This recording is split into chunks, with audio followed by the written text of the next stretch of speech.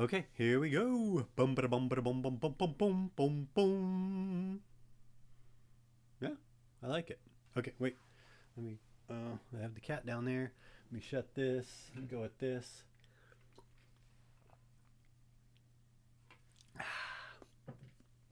Good, good. All right, let me shut this door.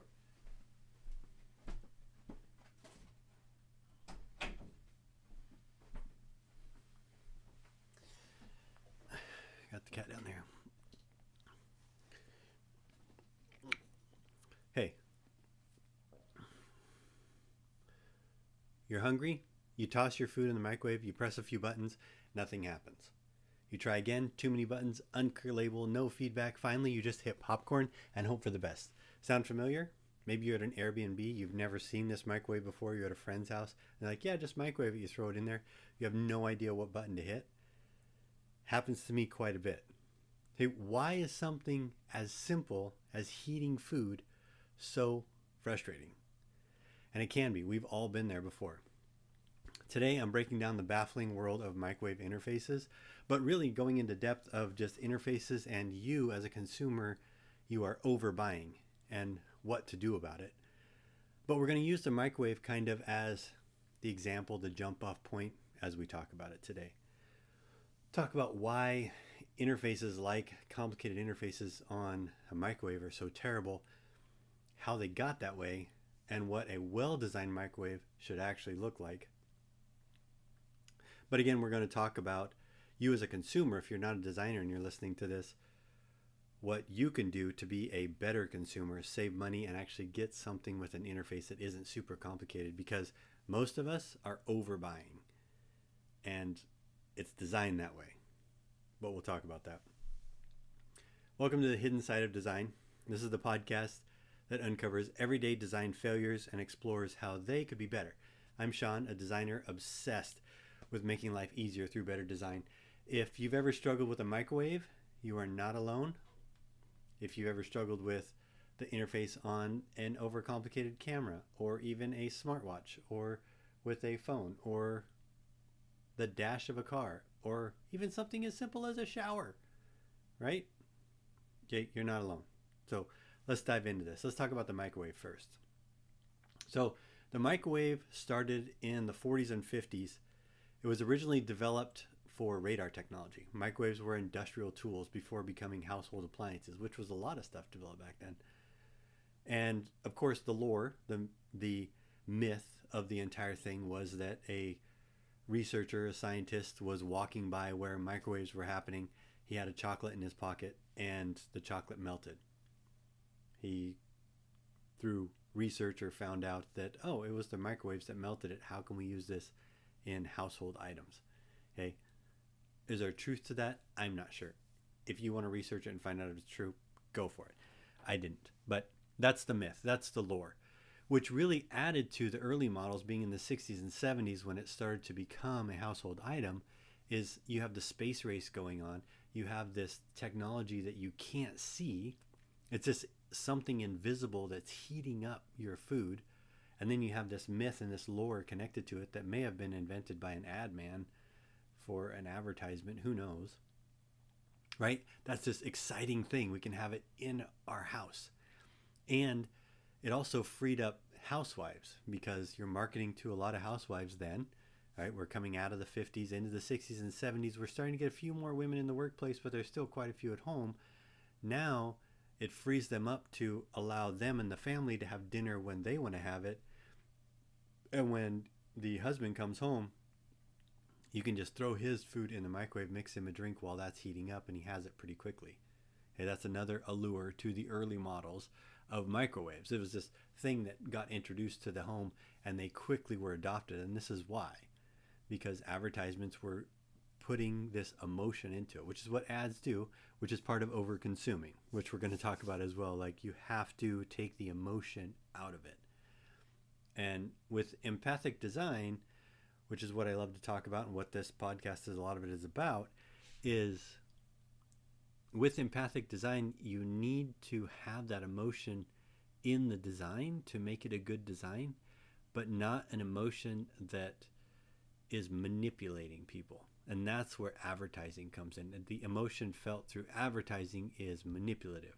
The emotion that you want evoked when using an empathic design is helpful, and in some ways could be healing. I mean, depending on what you're making. But so the 60s and 70s, those microwaves also, now we have the TVs starting to become a regular household item in most households. So now you pair these two things together and you get the TV dinner, right? You get this prepared frozen thing. You can just load your freezer with these things, pull one out, throw it in this new device. There's an invisible force that takes this from frozen to consumable within a couple minutes. And then you take it and sit in front of the TV with your TV trays. You peel off the top. Everybody can have a different dinner as well. I mean, it's just amazing, amazing time that's happening. But the microwaves back then were a simple dial. If you've ever seen, these microwaves were really big, and they just had a turn dial. You turned it, it clicked. It'd have 1, 2, 3, 4, 10, 15, up to 30 minutes. I'm not sure. They were all different, I'm sure. You had a handle to open the door, or you had a button to push that would pop the door open, and that was it. Extremely intuitive. You know exactly what to do. It did lack precision, because if you needed it to be a minute and a half or 2 minutes and 20 seconds, whatever you wanted, you couldn't exactly get the dial there, so the precision was gone, but intuitively it was easy. Easy interface. Now we bump into the 80s and the 90s, we start getting keypads introduced, and Sharp Carousel was one of the first ones that introduced keypads, but instead of simplifying the process and making it more accurate, they overloaded the user with a bunch of options that they didn't understand, because now they added pre-programmed buttons. They're starting to think about, here's what people cook most often, or maybe we want them to cook it in the future. We're going to pair with a food company, so we're going to add their branded button to it, which happens sometimes too, which happens still today on some interfaces. Look at the remote of a Roku. If you have a Roku, there's 4 buttons on there that are already mapped for you to open certain apps. Netflix, depending on how old your Roku is, but like Netflix, Disney, the Roku channel, Hulu, right? So it happened in the early 80s. It's still happening today. But you get these pre-programmed buttons. So you got like popcorn, you get baked potato, you get chicken, you get defrost, which is one of the most confusing things to have on a microwave, in my opinion. They're so complex on how to get the defrost to work for most of it. And this is the birth of complexity. But they're put on there because now they feel like they can charge more because they're giving you more options that you aren't going to use. So as a consumer, if you're listening to this, here's where we're talking to you. You're overbuying, and designers can't fully fault the designers, I guess. You could fault the people that what the briefs that they want designed, where they want it to be, but it's the designer's fault too in some ways. They're adding too much stuff. And then, of course, the advertisers and the salespeople, they can now tell you, like, these are things that you need. Think how easy it would be. You got your bag of popcorn. You're starting the movie. Your kids are getting restless. They're ready for the movie to start. They're waiting on you to get the popcorn. You throw it in there. You don't want to have to read the back of the popcorn to see how many minutes you put it in. Throw it in, push one button, boom, done. Sounds easy. Of course, we know it's not, right? You still have to stand there and wait and listen for the popcorn so it doesn't burn. And there's all this other stuff that goes on with it. The defrost is completely confusing because then you also have the power ratios. Like, those are completely meaningless. But then let's jump to the present day, the 2000s. Now they're touch screens. They're not keypads. They're touch screens. They have AI sensors. They have these smart microwaves. Still very confusing because it doesn't work the way you want it to work every time. And a lot of it has to do with you're cooking a food that isn't all the exact same size. It's not in the same containers. It's not in the same temperature when it's put into the microwave. If you're buying frozen foods that have microwave directions on the back, it'll have different power levels for whatever your microwave is. If your microwave is 1,000 watts or 900 watts or 500 watts, like, most people don't know that, and most people don't know where to look for that. They're just going to look at one, usually the top number, and be like, I don't know, maybe I have 1,000 watt microwave, and it's like, oh, it says 7 minutes, and put it in there, and then you're going to test it, right? That's how people do it.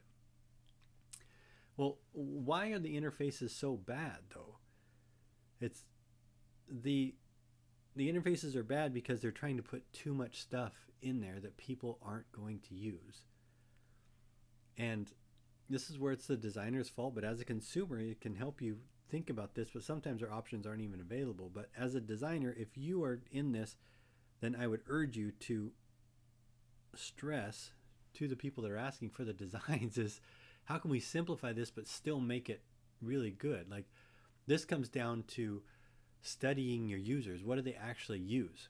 Because microwaves have too many buttons and there's not enough clarity. Most microwaves have 20 plus buttons. We're talking popcorn, pizza, reheat, beverage, potato, defrost, power levels. Nobody knows actually how to do this, and the power level is completely meaningless to users because very rarely do you even understand when to change the power level, but then you have to know how to change the power level. And there's usually a button on there that says power level, but then it'll comes up with a scrolling text that tells you to push something else, and we don't want to wait. We don't want that. Right? This goes back to with you as a consumer and a designer. When you're doing empathic design, you need to be thinking about, what do they want? What do I want? When I use a microwave, what do I want? Do I want to think about, oh, what power level should this be? Am I defrosting it a little bit? Now, what's the buttons configuration that I push for that? Oh, there's one here that says power button. I'll push that, and now I have to wait and read this scrolling text that goes across the screen, and then try to guess what it means when it says push 1 through 9. Does that mean that 1 is 10% and 9 is 90% and 5 is 50%? Or is it something, I'm not sure. Even with beverage, like if I push beverage on my microwave, which I use quite a bit, there's a scrolling text that starts to scroll. I don't want to sit there and read it. I have finally read it, and it's asking me how many servings. I can input how many servings of the beverage I'm heating up. Okay, great. But how big is a beverage? How big is the serving of the beverage that they programmed into it? I don't know. Because like when I'm heating up my coffee, my coffee mugs range from like 10 ounces to 15 or 20 ounces on my mugs.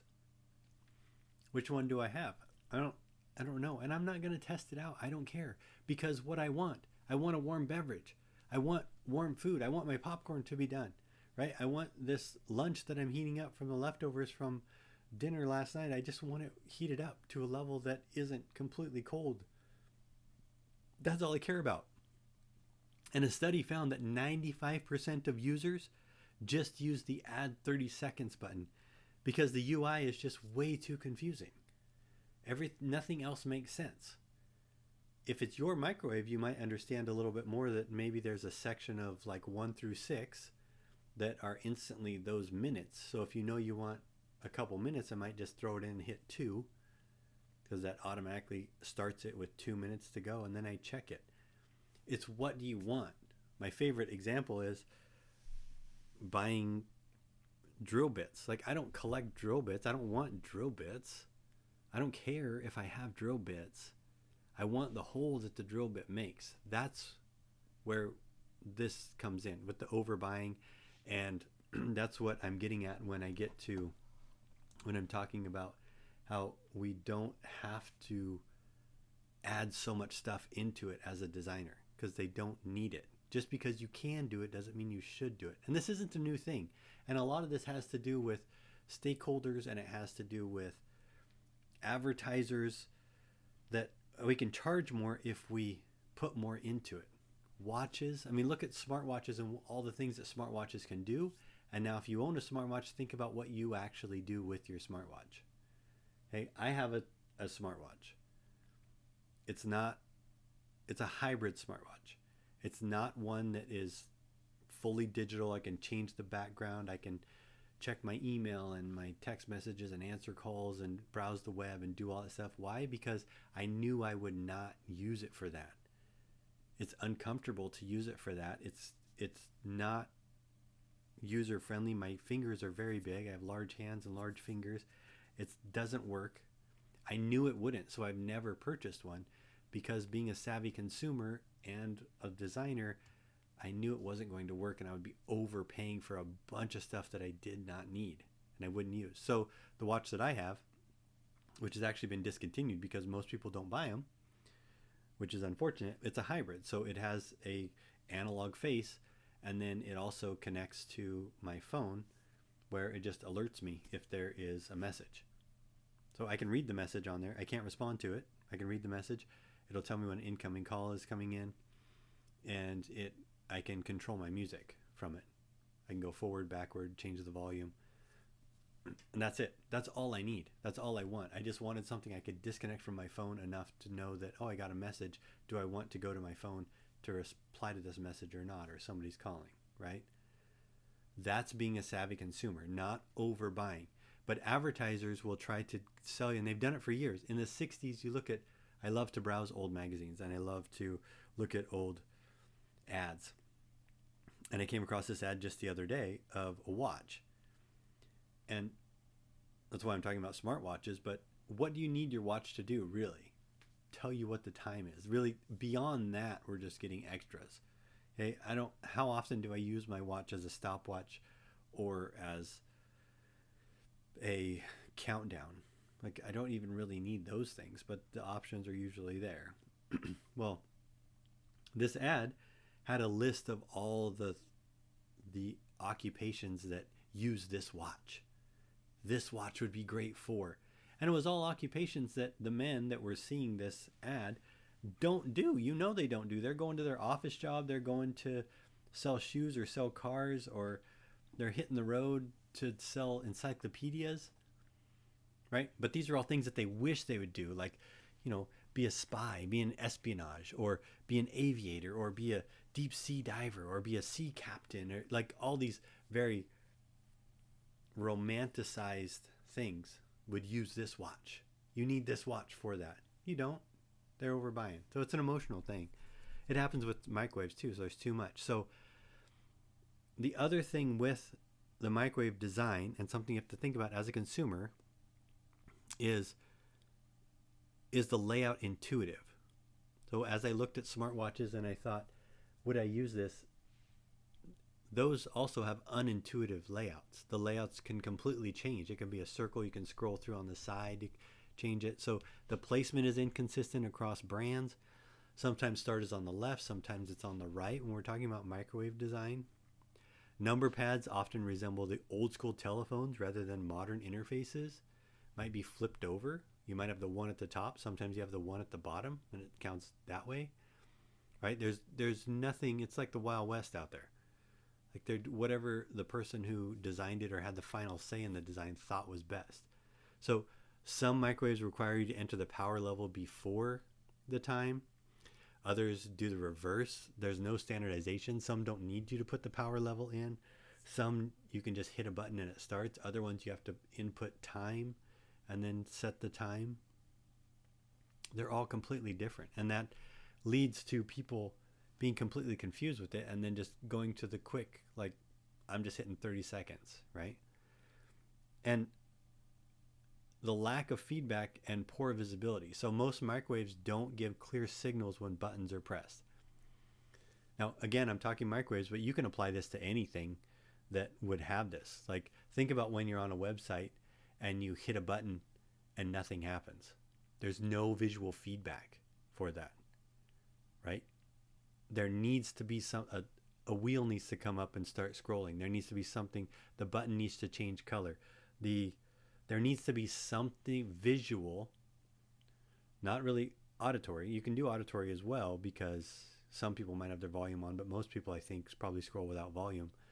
But there needs to be something especially visual that lets you know not only did it register that you clicked the button, but it also is now working on it. Okay? A loading wheel spinning, or a bar that's changing color, or It could be a whole number of things. Have fun with it. I don't know. It could be dinosaurs running across the screen, getting chased by T-Rexes or something if you're on a dinosaur or paleontology website. I mean, you could have fun. You have so much fun with it. But people need to know, because what happens if they don't? If there's no feedback, what happens? What's the first thing you do? You know exactly what you do, right? You hit it again. And you might even start it back. It might almost be done. You hit it again and it has to start over because it's like, oh, they want me to do it again. So, feedback is so important. But microwaves need clear signals that the buttons are being pressed. The screens are usually tiny because they have this huge interface of all these buttons, and then they only leave a little space for the screen. It's poorly lit. They use abbreviations like PWR7. What is it, 70%? Is that 700%? What is that? Instead of real words. And it's a tiny screen, so it has to scroll. You have to sit there and wait. Older users, people with vision impairment or with motor skills, they struggle with it. The text is too small, low contrast. If the buttons are smooth, it's just a touch screen. If you don't have good feeling in your fingers, and this is a big thing with touch screens themselves. So think about this if you're designing touch screens or if you're purchasing touch screens, is that most touch screens, some are different now, but most touch screens have to do with the moisture in your skin. That's how it recognizes where your finger is and how it feels your finger is. A lot of it has to do with the moisture in your skin. When you're older, you lose moisture in your skin. That's why older people struggle, or if you're cold, you will struggle with your touchscreen working. Is because there isn't as much moisture in your skin for it to register. So keep that in mind too. But the real world impact of bad microwave design, of any design, is it's wasted time and frustration. People struggle to use basic features. You have the food safety issues because incorrect power levels, heating patterns tend to have undercooked and overcooked food, even within the same piece of food. It could be undercooked over here and overcooked over here. Accessibility, elderly users, those with disabilities, they struggle with the buttons, the smooth buttons, buttons without tactical feedback. A 2022 usability study found that 70% of users couldn't figure out how to defrost meat without looking at the manual. I'm surprised that number is that low. I would expect it to be closer to like 90%, but it says couldn't figure it out. I guess I would like to see the study and see how long it took somebody to figure it out. Like, this microwave can defrost, set it to defrost this 3-pound thing of hamburger. And then you just got to start pushing buttons and try to figure it out. I want to know how long that would take. It would take quite a while, I bet. Right? When you're looking at stuff to buy and when you're designing things, and when you're talking about empathic design, which is my absolute passion, which is what we're talking about here on the hidden secrets of design, the hidden side of design, is that you have to put yourself as a designer into the consumer's position on when they're using your product and when they're doing this. As a consumer, so if you're not a designer and you're listening to this, this is where I'm talking to you. As a consumer, put yourself into the shoes of your future self using something that you're looking at online, you're looking at in the store. Think about actually having this. Take that time. I've been doing it for years, so it's pretty quick and intuitive for me. But for you, if you need to like look at it, sit there and look at it for a while, go away, leave the store, think about it, maybe write it down. I'm not sure. Whatever works for you on how you can visualize this, but visualize your future self in using this thing, whatever it is. Let's talk about cameras, because cameras are another huge culprit of people overbuying. You are overbuying with cameras. People are. They overbuy with phones. They overbuy with a lot of stuff. But I still see a lot of people, like when I go on vacation, they have these huge cameras, interchangeable lenses, all these bells and whistles and stuff. And I can just tell by the way that they're holding the camera and interacting with it that they over-purchased. They got tricked into purchasing this, or their ego got the best of them, their emotion, thinking that they needed this thing that they paid way too much money for. And how can I say that? Because I had a photo video company for 8 years. And I mean, I still have some high-end cameras that I use, but even those, I bought them based on other factors, but as far as the menu, there's too much on the menu. I don't need it. All I need is a manual. I only need the manual setting. I don't need all the other things that it offers in the menu. But people will buy it for that. So you're looking at a camera, and you're looking at all this stuff, the salesperson or the sales copy, or you're reading the website, watching these videos or whatever of people using these, and they're trying to sell you this camera that has all the stuff that you can do in the menu, right? It has the automatic, it has the portrait mode, it has the landscape mode, it has the sunset mode, it has the night mode, it has the stars mode, it has shooting the moon, it has shooting sunny beaches, it has shooting on the snow, like all these things that you can do. Think about how you're going to use it, but before you do that, think about how you're going to learn how to use all of those things. You're going to get this camera. It has all these options on it. This is why you bought it. You were super excited. You're like, hey, we're going on a ski trip, and then this summer we're going to Greece to the beach. I can use it in both places. It's going to be so awesome. We're going to have these amazing vistas. I'm going to be shooting people skiing, so I'm going to have to know how to use the fast shutter speeds to freeze people, or the shutter speeds of, tracking somebody so everybody else is moving and they're nice in focus, and learning how to do that. And you can adjust the shutter speeds. You can do action shots. You can do the shots of all these ruins. Yes, you're going to have that option. You're going to have that opportunity. I guess is a better way to say it. But in order for you to get there, you are going to have to get this camera home. You're going to have to read the manual. You're going to have the camera there next to you, and you're going to have to go through all these menu settings and maybe even impersonate, set up, try to find places that you can practice using all these settings and getting there quickly. Why do I say getting there quickly? Because if you're not getting there quickly, think about when you're on vacation. What are you doing? Let's say you hike up to the top of this, to a fort in Greece.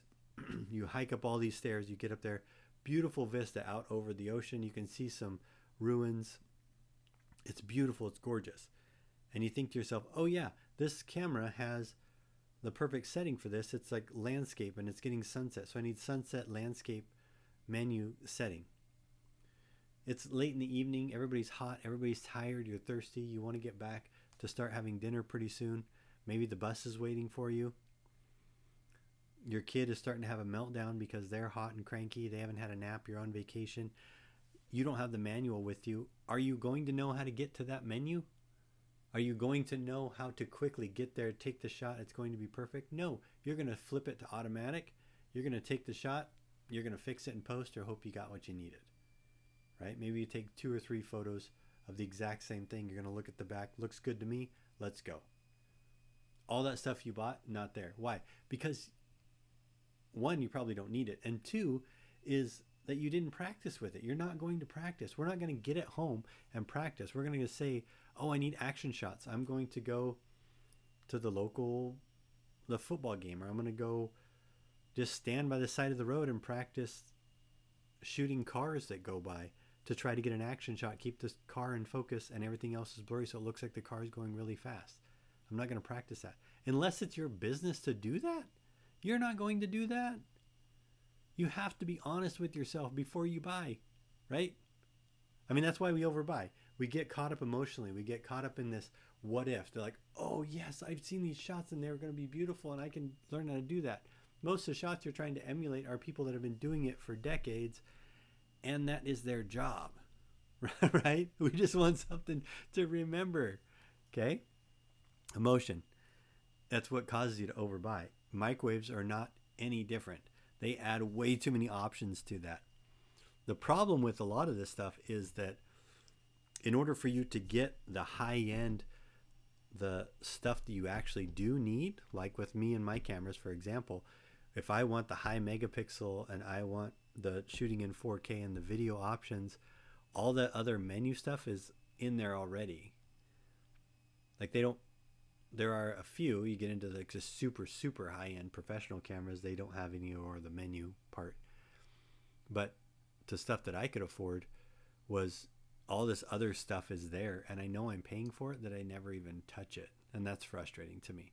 As a designer, that's frustrating. As a consumer, that's extremely frustrating. Is you're forcing me to overpay when I only need this little bit over here, but I have to buy this big bit in order to get the little bit that I actually need. It happens in microwaves too.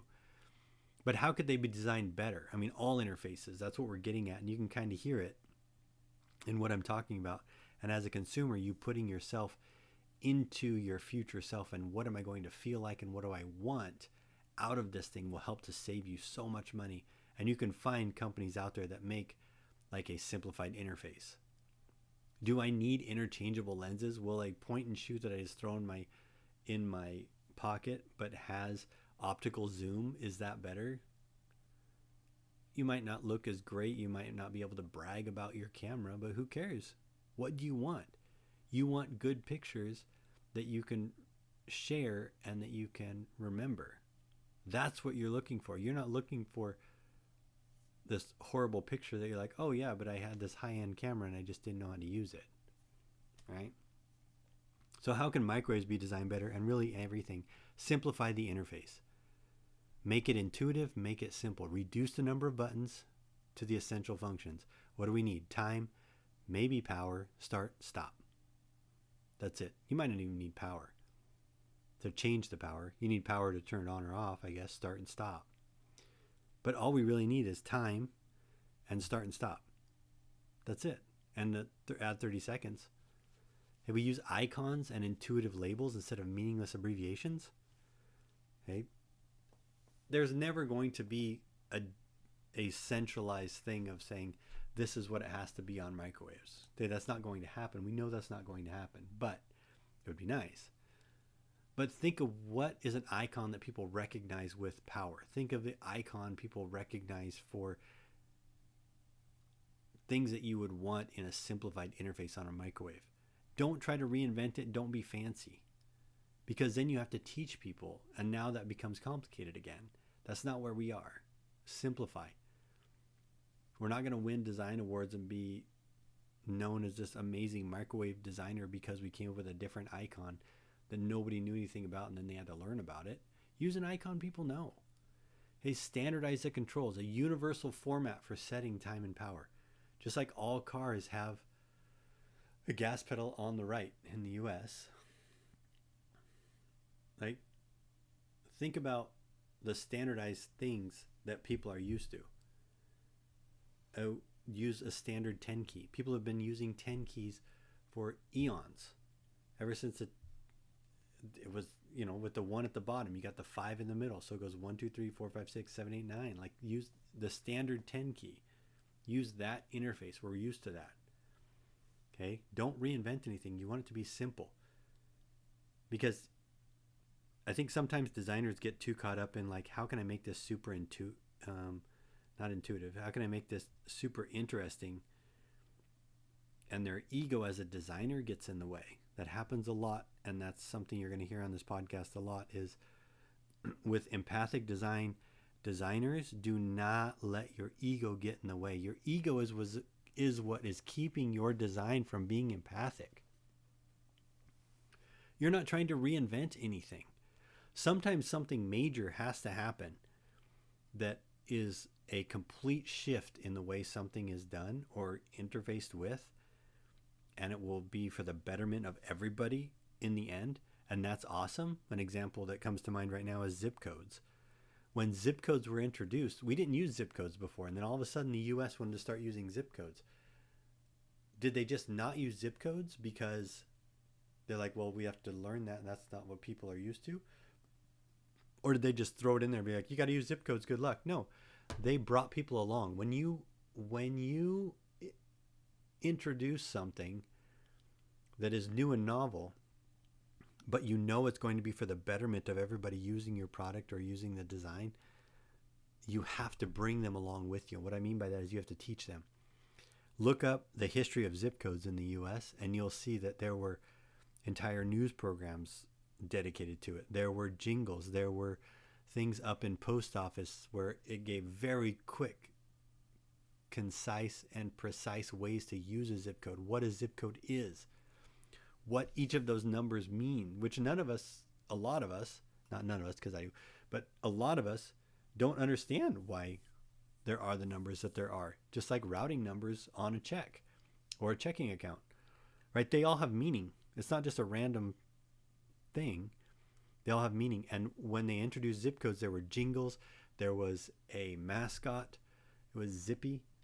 They were teaching people in schools. They had videos that they were showing before movies, before shows on TV. I mean, they had mailers. Like, they had to teach people how to use the zip code. Now we all know how to use a zip code, which is fantastic. But see, that's an example of, if you change something drastically, you need to be prepared to bring your audience along. Otherwise, they won't use it. Okay? You don't try to change stuff too much. Make it simple. You also need to, on anything, this is on my watch, on a lot of stuff, the visibility needs to be there. It needs to be high contrast digital displays and have tactile buttons with audio and visual confirmation that they've been pressed. That needs to be there. Don't get caught up in your, oh, this is a pretty color and this is a pretty color. I'm going to put them together and yeah, the contrast isn't great. No, the contrast has to be there. Why? Because it is frustrating for people. If the contrast is not there, they can't see. Okay? And your smart features, sensors that detect food temperature, adjust cooking time, they need to actually work. And they need to be tried out in real scenarios, not in the lab with the same food over and over, same size, same everything. Yes, it's going to work in a controlled setting, but don't put it in a controlled setting. Give it to a mom or a dad who has 3 kids that they're trying to heat up lunch for them really quick. They all want something different and they need to get done fast. Now give it to them. How's your AI working? How's your sensors working? Is it working? At least 90, 95% of the time. 100% of the time would be the best, of course. Is it working? Got these screaming hungry kids. 2 are ready to go down for a nap. They need to eat before they can have the nap. They just got back from school. They're tired. They're hungry. And you have this parent that is just frazzled trying to get stuff done to get to this little lull of a period they know they have to get to. And they just want to throw it in a microwave and have this sensor work. Is it working? Right? Put it in an actual situation. Some newer microwaves use inverter technology, which is better for more even heating. Microwaves, they have a turntable on there because they heat inconsistently within that confined space, but now they have new technology that heats more evenly, which is great. You can make it more accurate. But those are examples that you can use, okay? So if you got nothing else out of this, using the microwave as an example, and as a designer and as a consumer, don't over design, simplify, and put yourself into the consumer's, user's place when they're using it. Okay?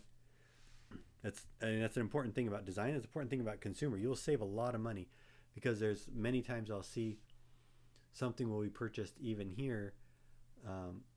Then we're like, nope, that's not going to work. But we didn't think through how we were going to use it before we got it, right? So put yourself in your future self's place. How is this going to be used, and will I really use that? And remove the emotion. Remove the emotion of this is amazing, this is bright, flashy, fancy, new, yes, I have to have it. Okay? Remove all that. Think about how you actually are going to use it and what you need, right? So why are microwaves still so badly designed? It's a mix of legacy features, lack of standardization, and companies that are prioritizing gimmicks over usability. But with better UI, better UX, we can have microwaves and a lot of other products, like I mentioned, that make what you need them to do effortless instead of frustrating. What is your microwave horror story? Do you have one? I would love to hear it. Send it to me. Put it in the comments. I want to talk about it. Maybe I'll feature it in the next episode. Maybe we'll redesign it.